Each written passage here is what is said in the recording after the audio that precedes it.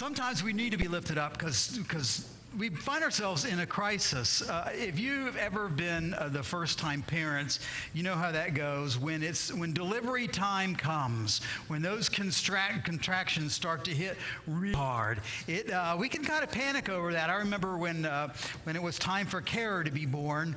We were living in Ormond Beach at the time, and first-time parents, and all of a sudden, Elisa feels the contractions, and I start getting a little panicked over, and I thought, well, maybe we better just go. Never having been through it before, didn't know what would happen.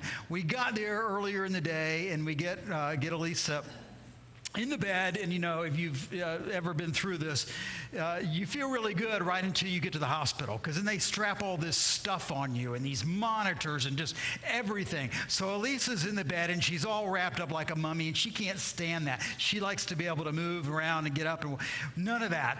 Hour after hour goes by, waiting for the labor to complete, and finally, after all these hours, it was later. I think it was early evening. Kara was finally born. So then it comes time for Rachel. So, we get to that point of Elisa starts feeling contractions, same way as Kara. It was earlier in the day, and I said, well, let's just wait. Remember Kara.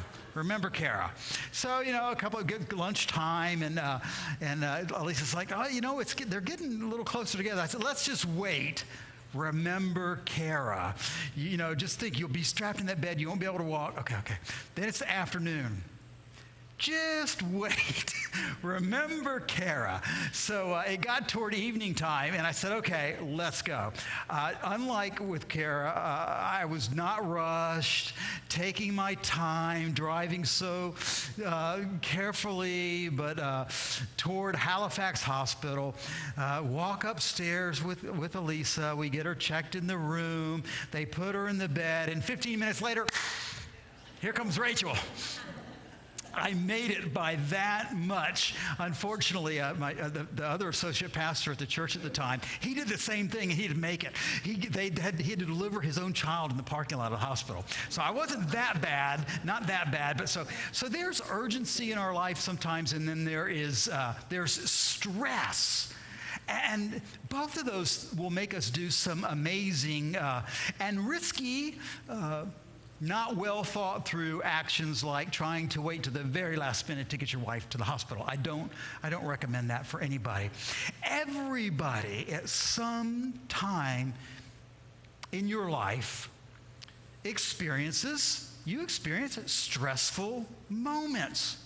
And some of those things that we experience as stressful will cause us to take the next step, and we start to panic. But we don't always live or stress urgency. There's a difference, or at least the kind of urgency that Jesus would invite us to live in our lives. In all the New Testament, I started thinking about this idea of urgency and panic and how we deal with it. And I went back and I looked at some of the passages and thought through. I couldn't find a single passage in the whole of all the Gospels where Jesus panics. You know why? He never does. He never panics. I thought that's interesting. Even when there are crises around him, he doesn't panic, but he has a sense of urgency that is put into action. So today we're going to look at a bit of that in the Gospel of Mark, chapter 5, verses 21 to 42. And I'm going to sort of move us through this quickly. It's a long story. It's a familiar story. It's like a story embedded in a story. So here's how it starts out with verse 21. When Jesus had crossed again in the boat to the other side, a great crowd gathered around him. And there he was by the sea. One of the leaders of the synagogue, Jairus, comes up. He comes up, he falls at Jesus' feet. He pleads urgently toward Jesus, just as you would do, because his daughter is very seriously ill. You might go to a doctor, somebody pleading to get help. He's pleading for Jesus to come. So Jesus does. He sets off to follow him. Then we get to verse 24. he's headed through the town, and a crowd gathers around him. Clearly, not only is Jairus, the leader of the synagogue, has heard about Jesus' healing powers, but others have heard too. So they're coming to see, and they push all around him. It's like just like a crowded intersection of all these people. And Jesus feels power, it says, go out of his body. Power goes out of his body. And he asks the disciples, somebody just touched me. Who is it? And they can't figure it out. There's so many people pressed around. And it turns out there was a woman there that had a chronic problem of bleeding, and it couldn't stop. She pled urgently to all kinds of doctors. No one can help her, no one at all. Jesus finds her, finally figures out who it is. Verse 34, she was instantly healed. She touched Jesus' robe, instantly healed. So Jesus moves on. Here's the second part of the story, a story within a story. What was his original journey about? He's going to Jairus' house because his daughter's, so he sets out again. He's got a priority he's going. And before he can get there, they stop him. And they say, don't bother the master any longer because she's died. In other words, a polite way of saying, you're too late. You missed. But Jesus says, oh, don't worry. And they keep going, and they move on. They get to the house. He calls together Peter and James and John, and they go into the house with the leader of the synagogue. Verse 39, when he'd entered, he said to them, why do you make such a commotion and weep? The child's not dead. She's sleeping. And they just laughed at him. Then he put them all outside, took the child's father and mother and those who were with him, went in with the child where she was, took her by the hand, and he calls her, little girl, get up. And verse 42, immediately the little girl got up and she walked. So there's the story, a story within a story. I want you to notice in that dialogue, we're looking at what's going on, or that narrative, I should say. There's a lot of crisis happening. There's a father in crisis about his daughter who's in crisis. There's a woman who's in crisis because she can't get any help. It's chaos and panic all over the place. Yet, Jesus doesn't panic. He gets urgent and he gets moving. Even in the most extreme context of crisis, Jesus has the confidence to stop and deal with the older woman, but then he's back moving again. Now, we started this series last week called A Season of Urgency, and in that I read many, many passages that talked about the immediacy of Jesus, the urgency of Jesus. And I don't want to go back over those, and if you missed it last week, you can see that on YouTube or off our website. But just real quick, just 2 verses about how Jesus has a mission, an urgent mission, but it's not in crisis. He's urgent, but he's not too hurried. In the first chapter of Mark, verse 38, Jesus replies, let's go somewhere else to the nearby villages so I can preach there also. He's always on the move. He says, that's why I came. In the Gospel of Luke, in the 9th chapter, verse 51, it says, the day drew near. We use this during during Lent and Palm Sunday. When the day drew near, he set his face to go to Jerusalem. He doesn't panic, but he's urgent. He's clear about his path. He's clear about his goal. And that makes the difference. And that's the difference I want to talk about today. I think that's the difference we need in our lives, a sense of urgency that's not surrounded or embedded with panic. There's a life-giving, God-empowered difference between panic and urgency.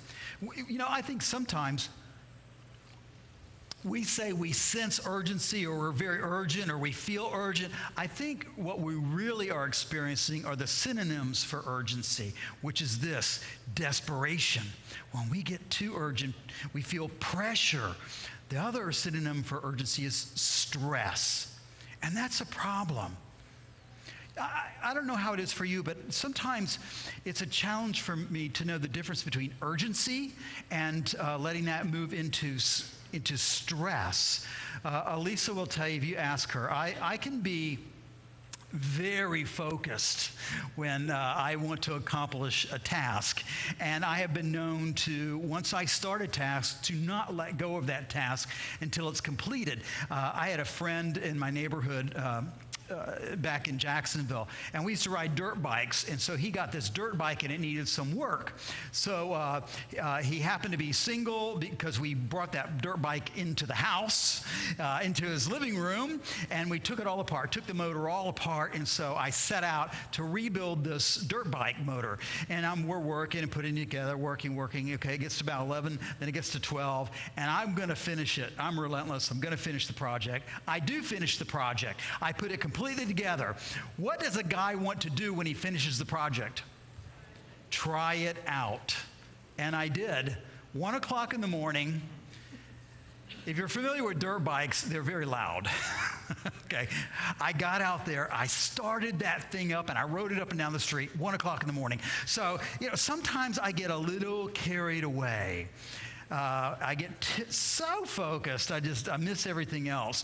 Jesus' walk to Jairus' house that we just read or talked about, I think it lends a way to think about or distinguish between real panic and the kind of urgency Jesus is saying, this is how I want you to live. Here's how I want you to live out your lives with urgency. Because panic is... I don't like panic. It's overly emotional. It's that kind of feeling of loss of control. We can't deal with the situation, so we become overwhelmed with fear. Then it pushes us to do irrational things like starting up the dirt bike in the middle of the night for all the neighbors to really enjoy that sound.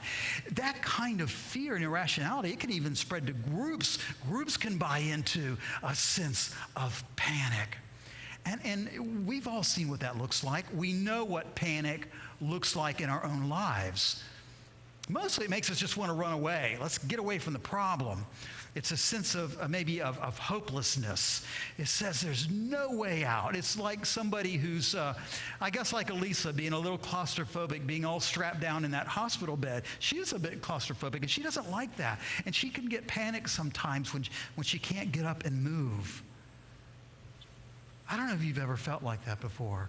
One of the most common causes, I think, for failure in any mission, and we're talking about this in the context of church in our lives, is the habit of quitting when we become overwhelmed or overtaken by panic because of temporary or what seems to be defeat.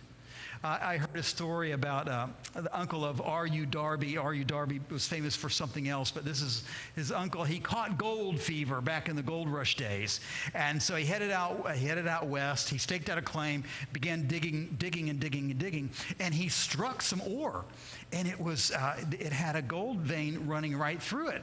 And it was amazing. I've hit it rich. And so he didn't have the money to get the equipment to bring all this ore up. So he goes back east to Williamsburg, Maryland.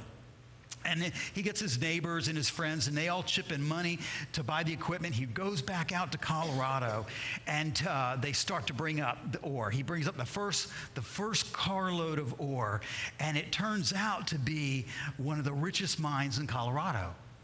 And so they're so excited because just the profit, the money from that first bit would pay for a lot of the debt for paying all these people back that he borrowed the money. So they really went after it. They started drilling and all the hopes of striking it rich. They were very excited. And then something happened. The gold vein ran out. No more gold. They dug, they lost it. It just disappeared. They'd come to the end of their rainbow, and you know what was there? It wasn't a pot of gold. There was nothing left. He began to get panicked. Rather than being just urgent about striking it rich, it turned to panic, and he was worried about the debt, so they shut it all down. They shut the whole project down. And there was a junk man that was in Colorado at the time, and he said, I'll buy that equipment from you. He sells all the mining equipment for a few $100s. But the junk man had an idea, calls in an engineer, and the engineer comes in, surveys the situation, and determines that they didn't know much about how the fault lines were running. He did. He told the junk man that they just missed it. They didn't watch the fault lines. If you just dig a little bit further, you'll find it. And so they did. They dug 3 feet further, and the gold was right where the engineer told them it would be. Amazing, amazing. The junk man ended up making millions of dollars of ore from the mine because he didn't panic, did he? But he urgently sought some expert counsel, and he persevered. But I think that's maybe what happens to us sometimes when life becomes overwhelming and we begin to act out of a sense of panic rather than a well thought through, discerned sense of what I'm beginning to talk about in this series as Jesus' urgency. So the question is for us today, where's your crisis? Everybody has one sooner or later. Has it moved into panic, or are you able to balance it with just a good sense of urgency? Are you reacting out of a sense of unpreparedness and fear, maybe the potential for failure, like this fella in the coal mine? Or do you live more with a purposeful, planned out, prioritized urgency? I think when we live our lives out of a sense of crisis, that sense of crisis and panic, it doesn't sit well with us. It leads to poor vision, poor decision making, and even Christians. We're not immune from this. It happens to us too. Sometimes the issues in our life begin to stress us and push us, and we've left urgency all behind. And we lose sight of what's purposeful in our lives. We lose sight of Jesus' kind of urgency. Remember I said Jesus never panics, yet he's urgent. And when I thought about that, I even looked, I said, okay, well, let's see how the early church does. The early church, the disciples, once they become apostles, once the Pentecost hits, you won't find them becoming in a crisis mode either. They never seemed panicked. They were panicked before Pentecost. They're not panicked afterwards. They seem to have been filled with that Jesus sense of urgency. And I think a lot of that has to do with the Psalm 91 that Karen read, and you heard the choir sing a little bit about. When you have trust in God and what God has done, it allows you to move at a good pace. You don't get hung up in crisis, but with good urgency. Now, we're heading to the end of this message. I've been talking about urgency, but there are really 2 kinds. I talked about Jesus' urgency, but within that, there's an urgency that we feel that's really related directly toward ourselves. It's an inward urgency. It's when it has to do with our lives. And then there's another sense of urgency that has to do outside of our lives. It's directed outward toward others. Now, that first sense of urgency that's directed toward us, it usually gets moved right up to the top, first order urgency. Those are the ones that we seem to pay the most attention to. The second one, that urgency just reflected or pushed outward toward others, that gets moved down the list. And there's a reason for that. The urgency alarm in us sounds most loudly when we have a personal identification with the potential harm. The more we're removed from potential harm, the threat goes down, doesn't it? It lowers the urgency. So here's the difference for Jesus. Jesus' urgency is always related outward, toward others. It's always away from himself. It's either toward a work for God or a work for other individuals, or both those things at the same time. His alarm for urgency sounds when he sees those of lesser abilities in trouble. That's what happened in the story. He's going to Jairus' house, but he does stop for a moment because there's another issue. I think if it were you and I and we had to go take care of some urgent business that could be life-threatening, we wouldn't stop for anything because we wouldn't want to get blamed if we didn't get there on time. What would happen? Oh, if it found out that I slowed down for somebody else. Jesus doesn't worry about that because his focus is outward. It gives him pause to deal with the woman, but also to continue on to Jairus' house.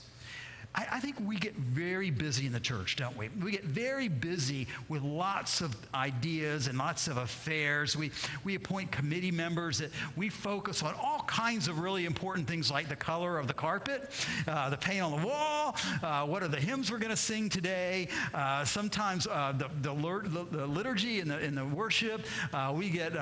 Sometimes we get upset with denominational decline.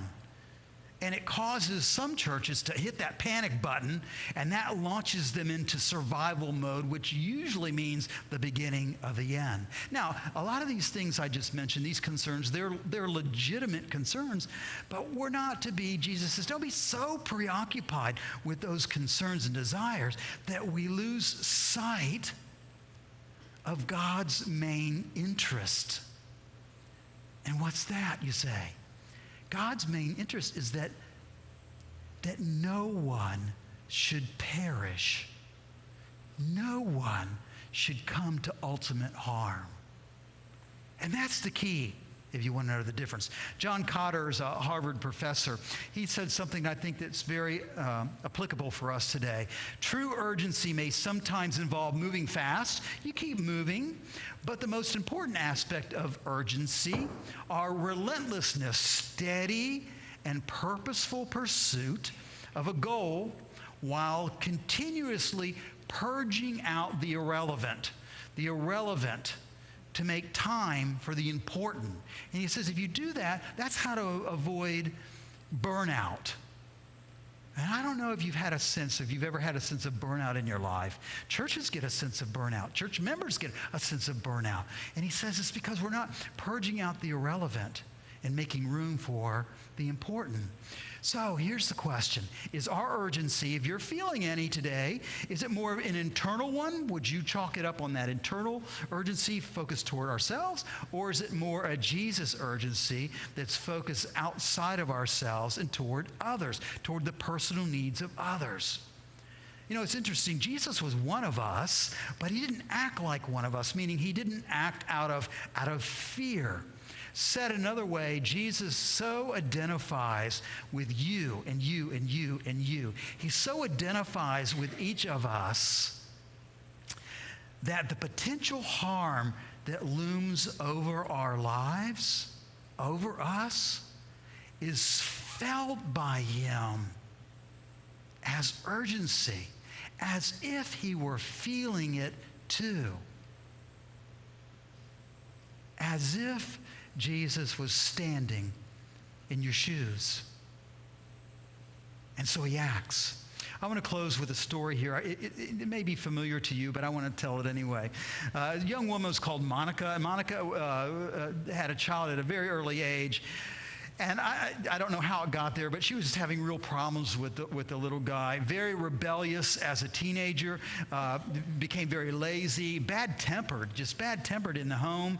Actually would lie and even cheat, steal. Later on, he sort of looked like he was getting it together. He became an attorney, but in his case, it was about making a lot of money, ambition. He had no morals, very loose morals. He had lived with several women. He had children, a child out of wedlock, never married the woman. And then at one point, he joined this kind of weird cult kind of group. But throughout the whole time, his mother didn't panic. But she was urgent. She began to urgently pray for him. And the prayer was, Lord, I want your kingdom to come in my son's life. Just, Lord, would you let your kingdom come in my son's life? And she's very urgent about that prayer, never getting too overwhelmed. And then one day she had this vision. She saw the light of Christ shining on her son's face, and her son just smiling with great joy. And for her, it meant that there was some hope, and it encouraged her to continue being urgent. Don't panic. Don't give up. it was 9 years that went on. And finally, her son committed his life to Jesus Christ at the age of 28. You may have heard of him. He's called Augustine, Saint Augustine. He was converted to the Christian faith in 386 AD. He's ordained as a minister in 391, and in 396 he becomes a bishop. Perhaps some have suggested the greatest theologian in the history of the church.